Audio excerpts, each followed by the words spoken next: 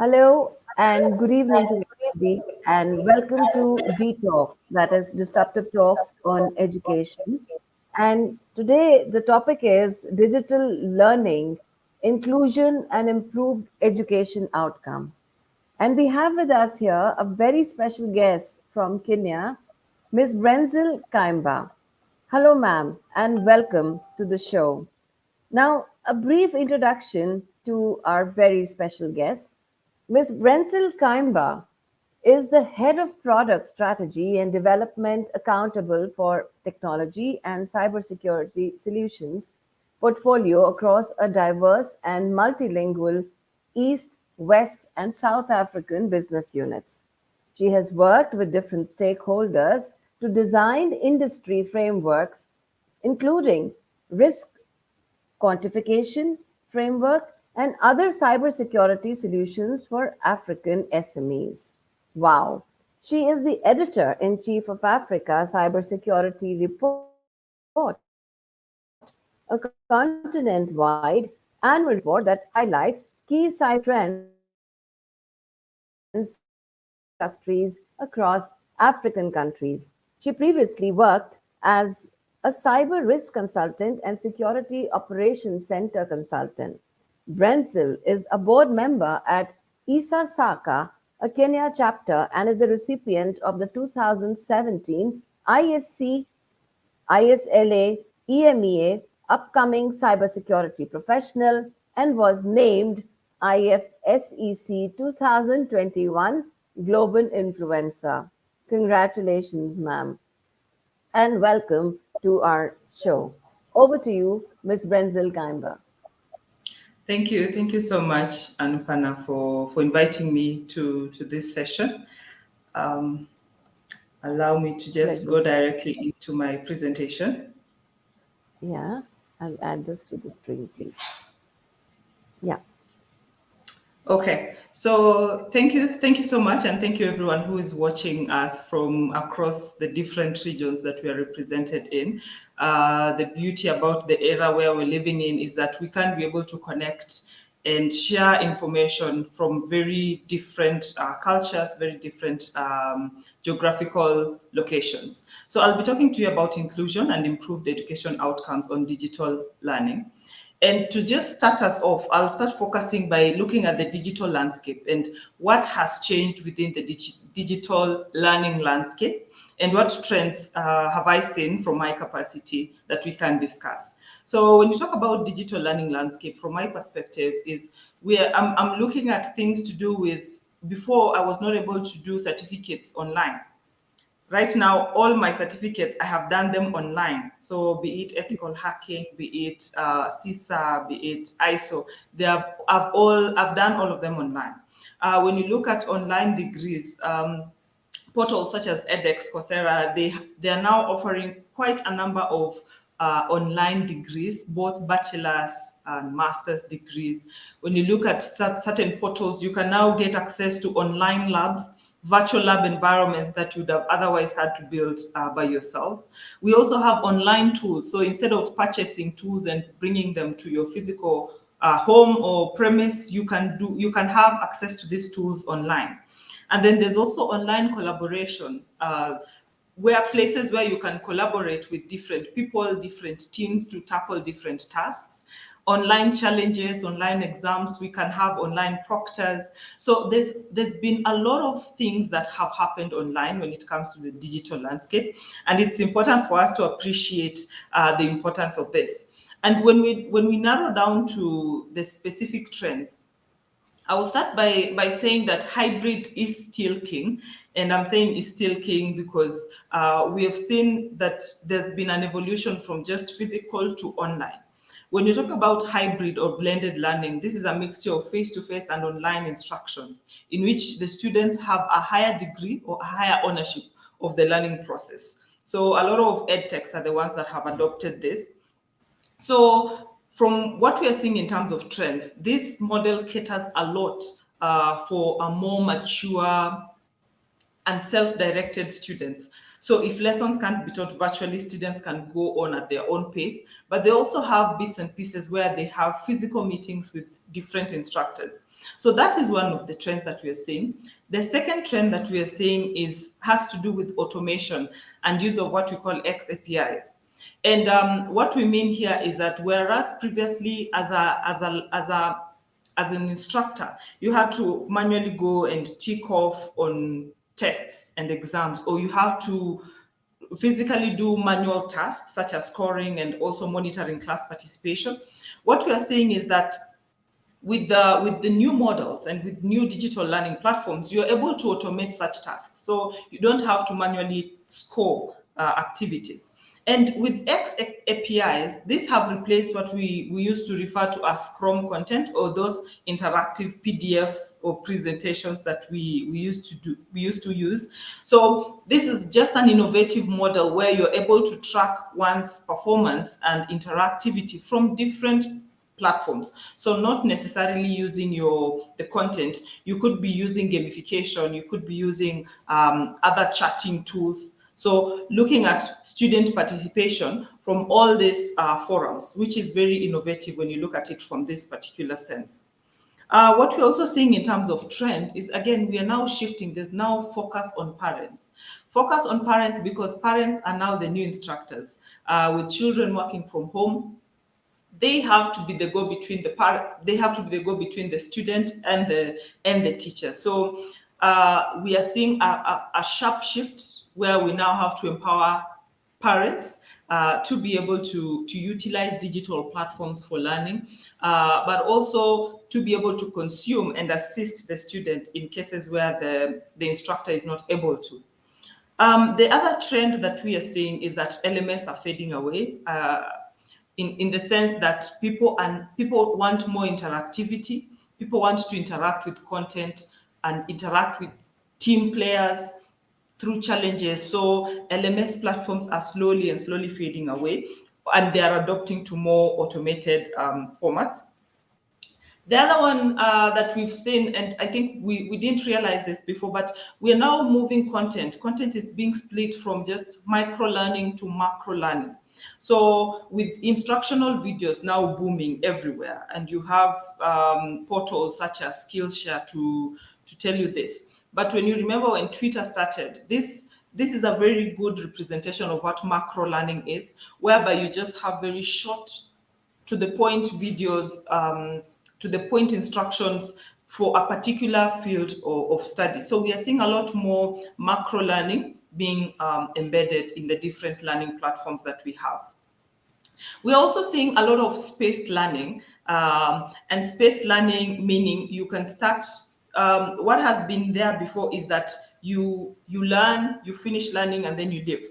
But what research has shown is that binge learning is now what is more practical, whereby you learn one thing, you repeat the learning process, and repeat with activities such that you're able to actually master the concepts that you're being taught. Finally, I think the last trend we are seeing is that there's increased investment in edtech. And although I'm mentioning this last, is it does not by any means mean that this is less important. So money makes the world go round. And again, there's a lot of money that is being poured into education sector, and edtech is one of the beneficiaries for this. So that is just an introduction in terms of what we are seeing in terms of trends for education. But back to the topic which we were discussing, how do we then achieve inclusion in the digital learning space? Because as we've seen, we are headed there, or we are already there. So how do we achieve inclusion? Because in the transformation and in the move to technology adoption within the academic or education sector, there are tendencies to actually leave a huge chunk of people behind. So the first thing, and I'm borrowing this from a report by UNICEF, is to engage. Basically, when you want to build an inclusive digital learning environment, regardless of whichever sector, whether you're looking at the younger generation, the smaller children, or you're looking at mature students, you have to actually engage by building the knowledge and confidence of ICT for learning across the region. Digital learning leverages on digital platforms. So you have to look at what is the extent to which the users can be able to fully utilize that particular technology and consume the information that you're pushing within those technologies. And you can only get to this by engaging. So be it your student, be it the community, what tools do they have, what dependencies do they need to be able to engage and utilize these platforms. The second one I would say is to educate. And to educate is meaning designing strategic and practical action plans. For example, when you're engaging, you're able to realize, okay, these are the pain points, and then this is where we now need to create solutions for. And then creating tailored solutions that address the specific need. As we go through this session, you realize that sometimes you can be creating a technology solution that does not address the necessary learning objective for that particular learner. So it's important for you to create strategic and practical action points that are tailored towards the learner. And then you have Empower, so building active partnerships committed to ICT for learning. What I mean here is that the digital learning is an ecosystem, and sometimes the people in technology, we tend to think that we can design a technology and drop it in the academic sector and they'll just adopt it. So empowering simply means, what does the ecosystem look like? You have the trainers, you have the students, you have the community, you have the government that comes up with policies. How are you able to empower all these different stakeholders to be able to execute and include everyone within this learning process? So if you just create a technology, you'd realize that maybe you're not catering for a specific learner with specific special skills that only an instructor or a trainer will be able to detect. So these are some of the key pillars that I would say guide in terms of achieving inclusion within the digital learning space. And then we have another key point that we need to discuss is achieving improved education results. So let's say we've achieved the previous objective, which is inclusion. So we've consulted with different stakeholders and we have a comprehensive view of what the digital learning landscape would look like. So how do we achieve improved education results? And improved education results simply means that there was something that was being done before. So before digital learning, there was learning. So there was learning through telling stories at some point. There was learning through going to school, having a teacher, right? And now we have learning through digital platforms, and they vary in the sense of how they are delivered. So I would say the first thing in achieving improved education results would be purpose and problem clarity. Like I said, sometimes we solve problems with solutions that do not actually solve the exact problem. So, what learning problem does the technology seek to help solve? Um, there are cases where people have designed technologies that are aimed for, in my case, we call them primary students. But when you look at the technology itself, it is very sophisticated and it does not actually solve the problem of the students, which initially the problem was they do not have access to textbooks. So the technology does not provide access to those textbooks. It's just a platform where they can be either sharing notes and all that. So does it actually address the purpose? And is the problem that you're trying to solve very clear?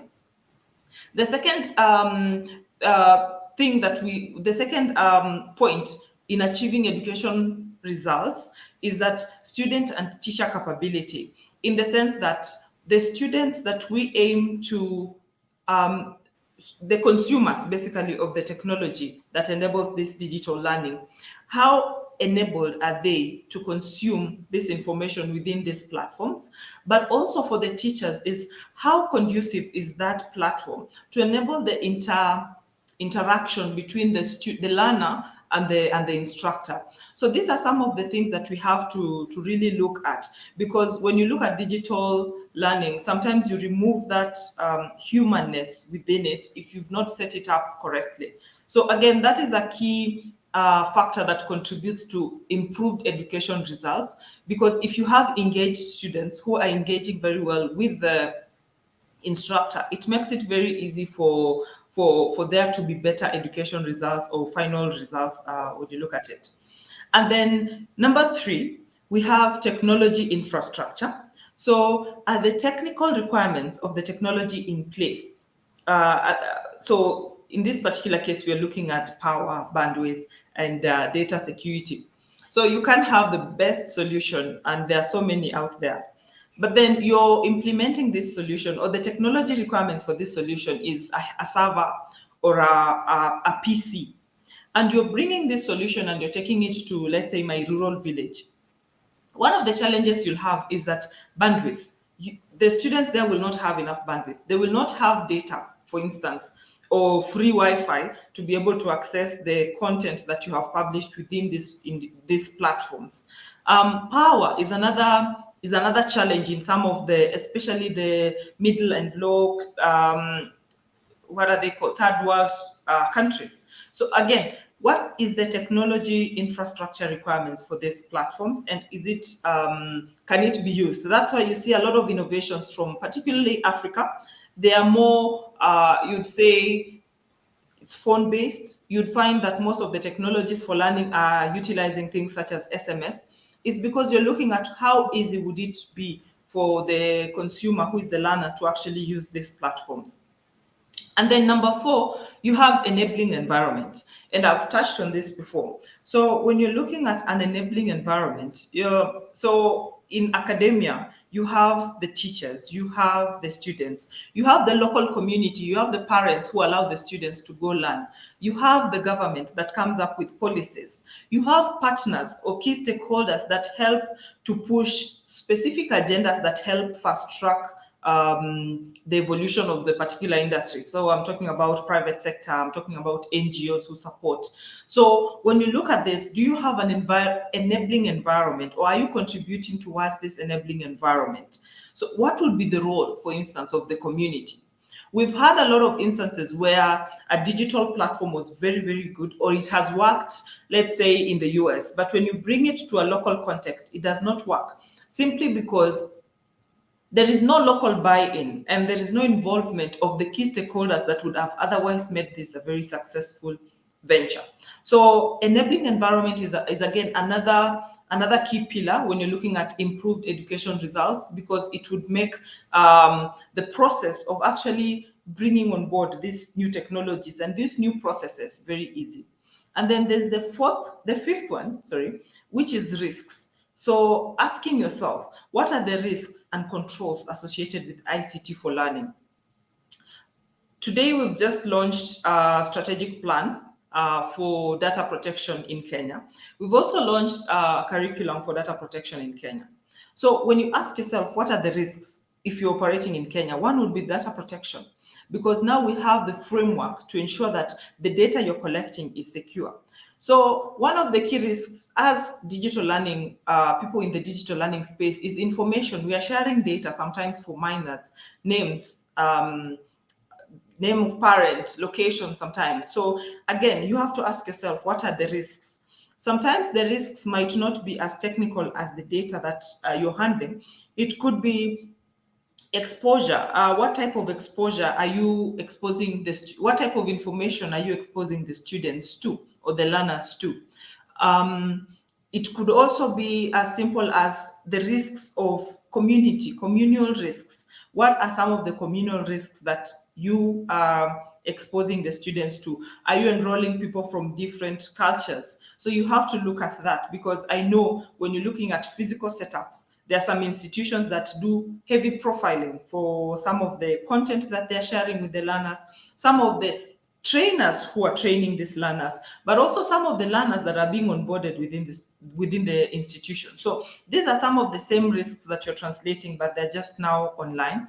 That it's important for the success for the improvement of educational results. So those are the 5 pillars that you think of when you're thinking about improving education results for digital learning. So I have 2 use cases, lessons basically from case analysis and I'll be focusing on the digital literacy program and also the one laptop per child program. And so this case is just a good example to help us highlight the importance of some of the things that we've mentioned in terms of inclusivity, but also what does it take for us to achieve better education results. So when you look at the Kenya Digital Literacy Program, I'll start with that one because it's based in Kenya and I'm based in Kenya.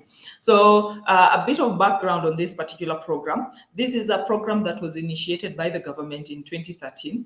And it had two main goals. The first one was to integrate ICT in the education sector, but also enhance the quality of teaching and learning in schools. And the second goal was actually to increase the overall national digital literacy, because as teachers and students learn such using the digital platforms, it inevitably helps to improve the digital literacy of the country. So this was a program that was owned or executed through a multi-stakeholder approach with different ministries, state corporations, international partners, but it was headed by the Kenya ICT Authority. And when you look at this program, because this is one of the key success factors that we have when you're looking at digital learning, there's quite a number of impact that you can tell the program has had both on the society and also on the learners. The first one is the core activity was free tablet distribution, and up to today, about 1 million tablets have been distributed in schools countrywide. So this helps because then working with the curriculum development or Institute of Curriculum Development, you're able to actually send the specific course content within those specific tablets such that students have access to information. So again, that is the second impact, availability of content that has been developed by specialists, qualified teachers, technical experts. And so availability of that information within the tablets is also another key impact. But also when you're looking at coverage, it means up to 80% of learners have access to this information, which actually improves the overall literacy for the country. So just with that example, there are key strategies that helped this program work. And these are also the same strategies that you can deploy when you're looking at digital learning. So the whole purpose for this was to enable the teacher and not to replace the teacher. So the devices from the start were not meant to replace the teachers who were there. In fact, the teachers were actually empowered. It was a working tool for the teachers. And then you're looking at teacher upskilling. This is one of when we're talking about inclusion, this is one of the key pillars as well. So teacher upskilling, meaning there's more buy-in from the teachers who are going to be part of the executing team to help this program work. So upskilling of the teachers was also another key strategy that helped the success of this particular program.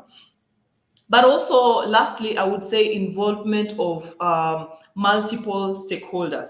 And by multiple stakeholders, I'm referring to private institutions, NGOs, firms such as UNICEF, whereby you have these private institutions that came together to develop the curriculum. So here you're looking at global expertise also translated into the simplicity and tailored for the local student.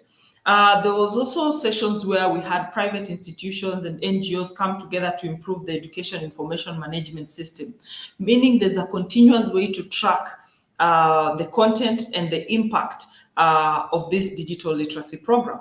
So again, this just points out to the importance and what makes a digital learning more inclusive, and at the end of the day, get better results out of it.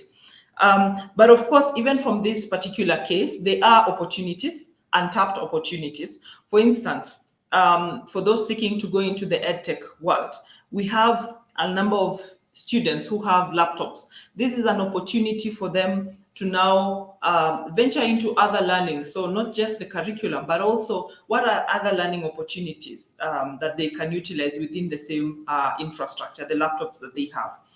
But there's also an enabling environment, which is an opportunity for learners. Again, there's a desire for learners to just not be consumers of the technologies, but also inventors. Basically, students and learners don't just want to receive laptops, they want to be able to consume the information, but also develop within the same. So that is a very conducive environment when you're looking at opportunities for improvement within the digital learning space. So just to wrap this up in terms of key learnings, there are also key challenges that you can look at when you're looking at this particular digital learning story. The biggest barriers being skill gap and capacity. And skill gap meaning the ability of learners, but also the trainers to utilize these platforms in a very natural way.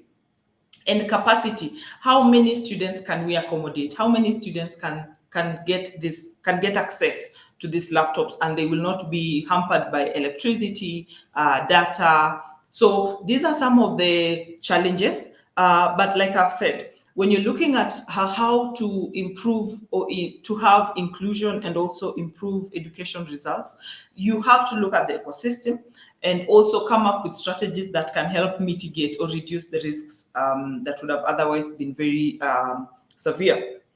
And the second case that we have, or that I noted, was the one for one laptop per child.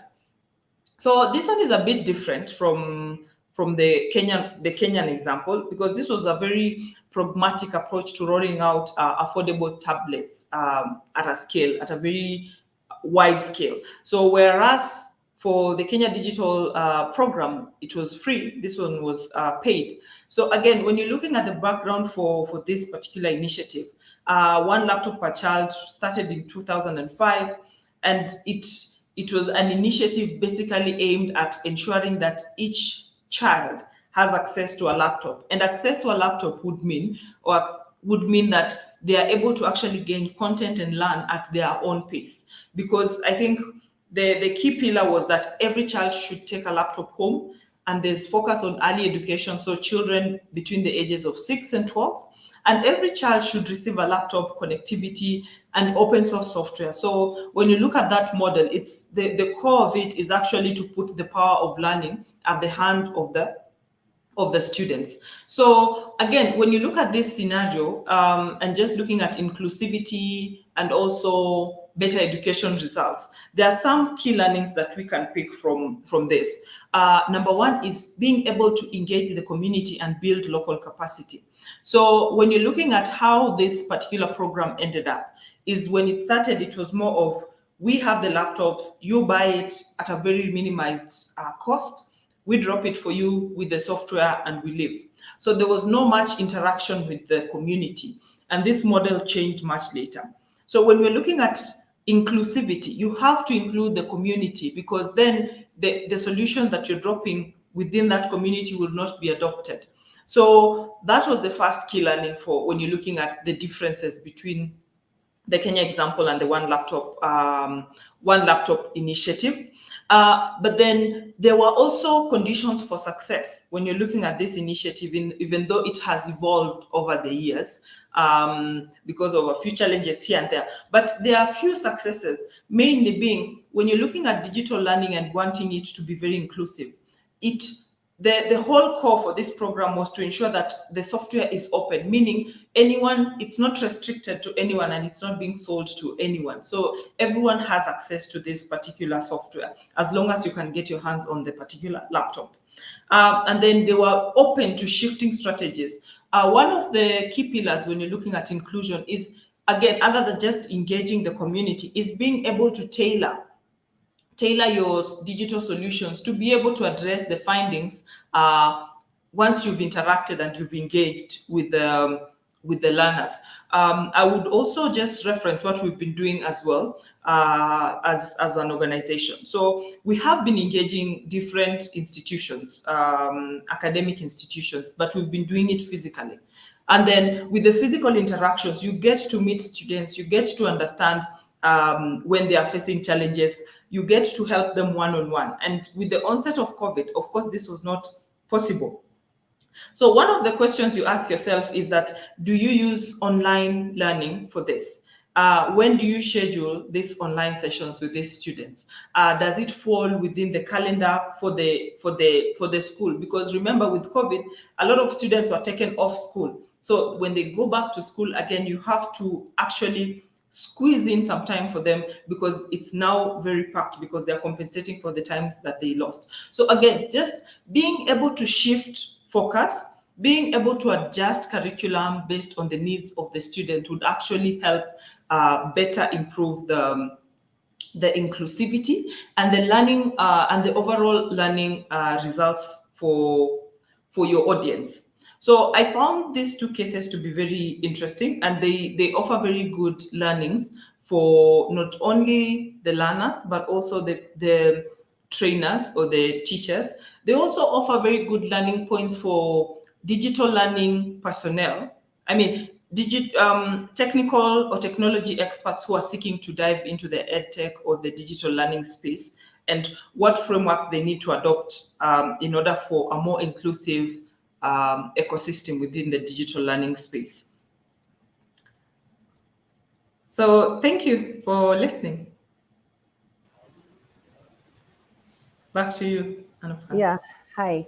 So it was amazing, this presentation and your insight into the whole digital inclusion and how beautifully you have described this. So we'd have some questions for you. My first question to you is that what are the major barriers to digital learning? Okay. I think that's a very good question to start us off, because even research shows that in as much as there's increased adoption in digital learning, there are still major barriers to the adoption of to the widespread adoption of digital learning. And I would start by saying, I think from what I have observed, the first one that I would categorize would be limited tech experience. So basically, you have people who want to learn, who want to adopt digital learning, but then they have very limited tech experience, and that transition from traditional to digital learning is like a very steep learning slope for them. So Very true. I would say that is one of the challenges. Just to add on to that is that there are those who I think have had bad experiences when it comes to digital learning. So that has actually made them not want to do digital learning. And then the inadequate support. So sometimes when you're working on a very important project or you're a learner, you want immediate feedback and immediate support for different challenges that you're encountering.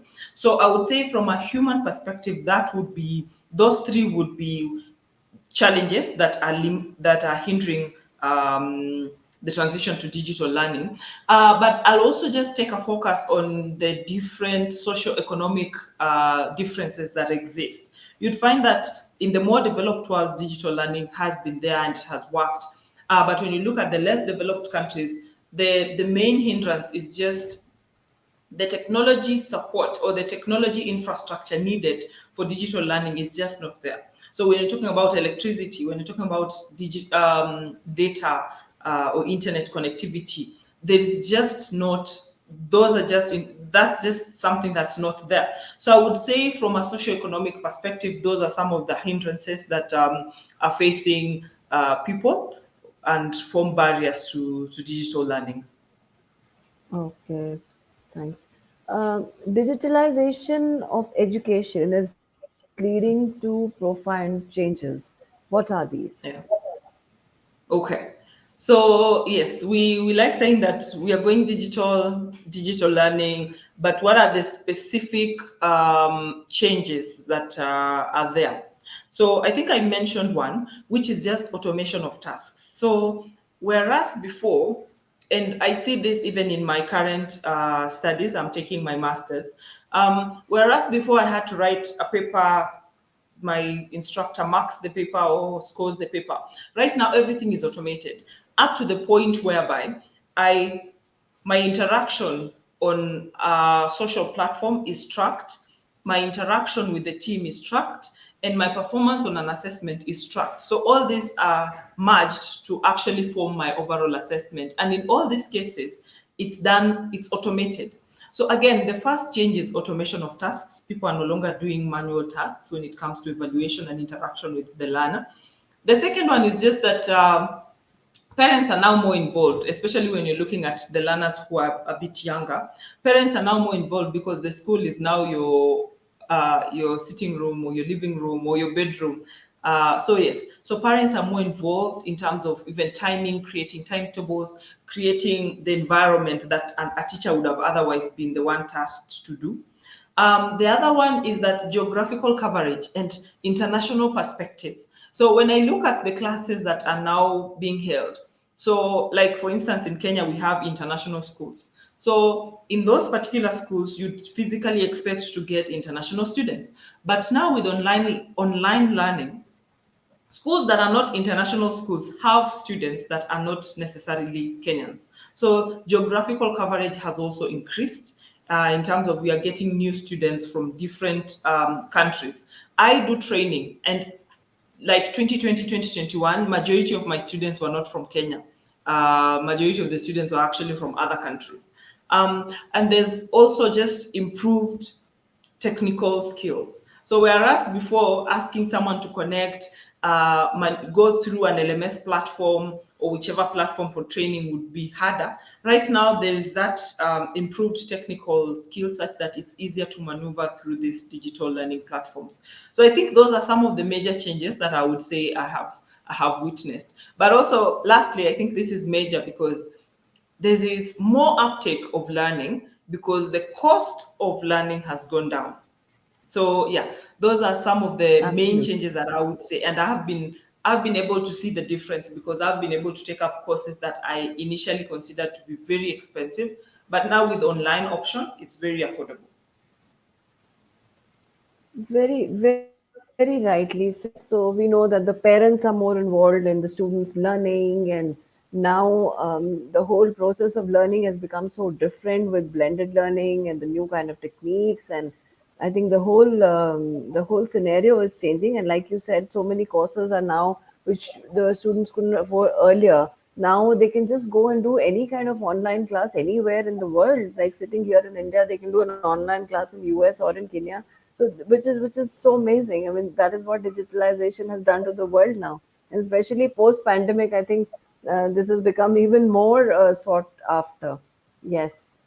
So the next question here is that, do you agree that digital learning is more effective when embedded in a clear pedagogical framework supporting teacher? Yes, and you've used a very strong word. I don't know if I'll repeat that word, but yes, I do agree. And in the sense that I say this because I think over the last many years, we have built a framework that defines how we teach students, and we've been refining it throughout the years.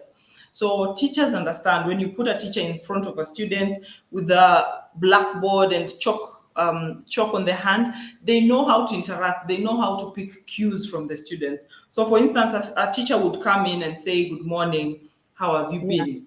in a class, and they will get a response. So those principles have already been established. So, but when you look at the digital learning space, I think there is a struggle in terms of if you don't have the right principles to apply so that you don't miss out on those nonverbal cues that have been there before for the physical training. So I think that's why we say co-creation between software developers and educators is important because it helps ensure that they fit in the technology for the educational purposes. So for example, when you're training in a particular context, in a particular culture, you have to be very conscious um, of the cultural sensitivity, context, and how to meet learners' expectation. So translating that into a digital format is also very important because then you will not miss out on you'll not offend anyone,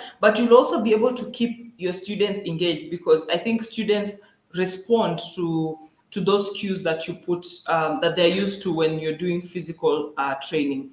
A good example would be when you go to class, you say good morning class. So again, when you're translating that into a digital platform, you'd probably have it written down such that you don't just jump into the coursework because there's no audience. You actually include such cues so that you don't miss out on engaging and getting your learners' attention. So yes, I would say they are very, very important. Okay, thank you so much for that. Shifting to more digital learning can change children's daily routines. What are the challenges? Okay. So I'll just okay. I'll start by just on a general level. When you interact with technology for a long time, it it obviously has health effects. Eye You'll have eye problems sometimes if you've not set your machine very well. Even concentration sometimes is a problem if you spend too much time on technology. But also from a cyber security perspective, when you're looking at the dangers of online world, just because you've exposed your child or the learner to content that is educational does not mean that they now cannot have access to the other material that's found online. So again, as the child's internet curiosity and access to machines and laptops increases, it changes how they interact and socialize. It also changes their interests. You'd find someone who was not very interested in maybe applications and playing games would probably start getting interested in such things. But it also exposes them, and it's a very it's something that as guardians or as caretakers for or parents, we have to be very conscious of what is the content that we're exposing the children to, what is the duration of time that they are spending online, maybe not on the educational material, maybe on other sites doing research work. What controls have we put in place to ensure that even if they're not looking at the classwork or the digital learning content, we have put measures in place to ensure that they cannot go into sites that would otherwise not be good for them.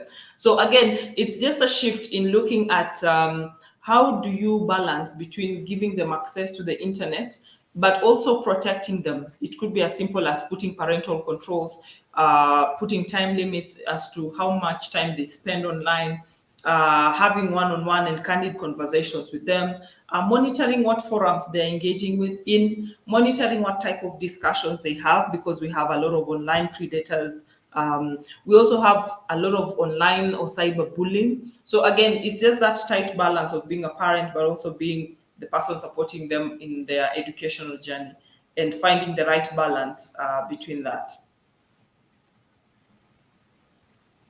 Yeah, sure. Awesome. Um, so the last question here would be that while evidence enabled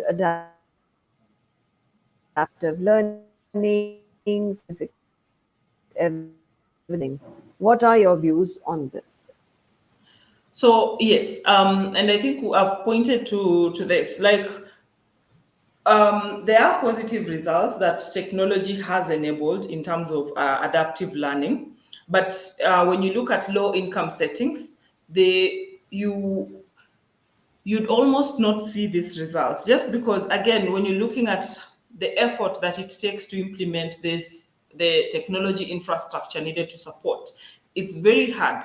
So when you look at Kenya, for example, in Nairobi, you'd find there is very good internet connectivity, there is very good infrastructure in terms of even electricity.